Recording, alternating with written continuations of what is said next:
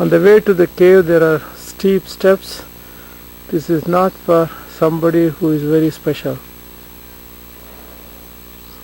Under the cool breeze of a neem tree are the Chandravalli caves. This is a temple of a Panchalinga, and this is an area built possibly in the 4th century AD.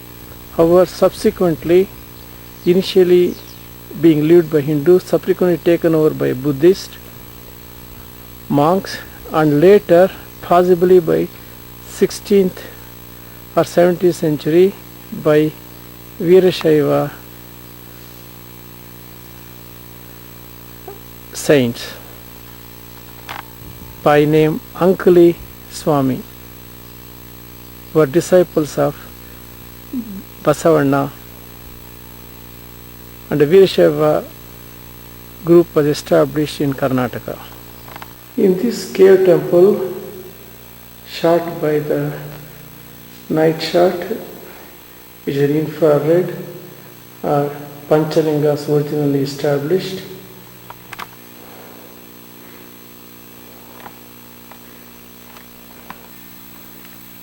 The local guide says it is from Panchapandavas. I do not know whether they came this far south, if they existed.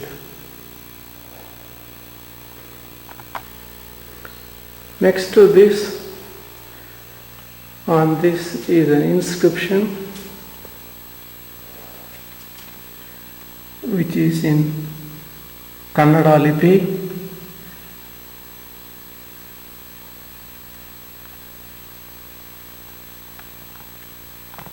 We are going through this cave with a candlelight, which is about 80 feet deep. And I was assured that there are no bats by the guide, who has gone through this several times. Came down through these steps. They are hardly visible in the infrared rays. Inside the cave there are places for the light, and the guide is holding the candle to empower for the photography. Now this is where the monks used to sit and do their prayers or tapas.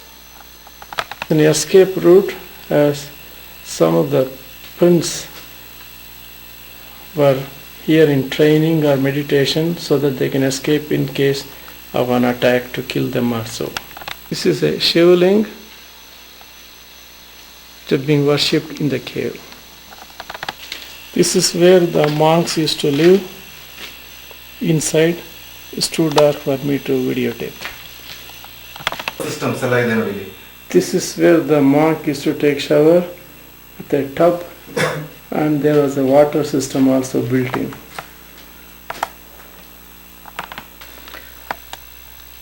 On my right is the part where they used to mix the colors, and here is a drawing done in those days, possibly in the 16th century drawings. It's a cave.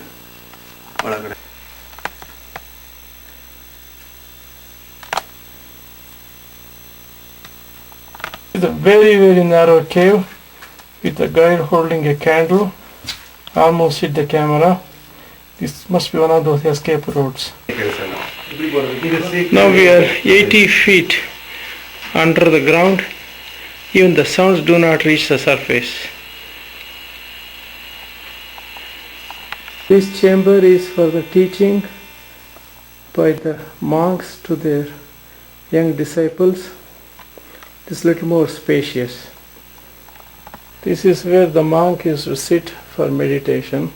The space seemed to be very limited, possibly 18 inches wide, 24 inches deep, and 30 inches high. Around with oil put on, the ancient time of torch light, the one I filmed yesterday, that Anjanaya place. Now we are out on the surface to breathe some fresh air. Here is the exit of next escape route. A nice sunny courtyard with a cool breeze. This is what is called as the Sabha Mandapa or meeting hall with a vent which is lighted with a cool air under the rocks and is spacious.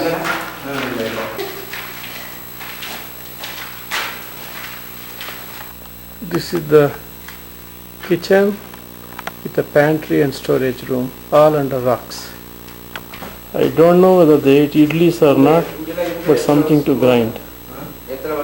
Even they built a stone arch in the ancient time. This was all considered 4th century AD construction. This is the rock under which we were there 80 feet underground. This is the view from outside of all the rocks with the wilderness. Reminds me of the movie Guide. Our guide walking through the rocks. These are the passages to get out. This is a window for the air for the cave. This tour is definitely not for somebody very special. The whole location looks such under the rocks that's impossible to figure out where the caves are. And the view is very beautiful.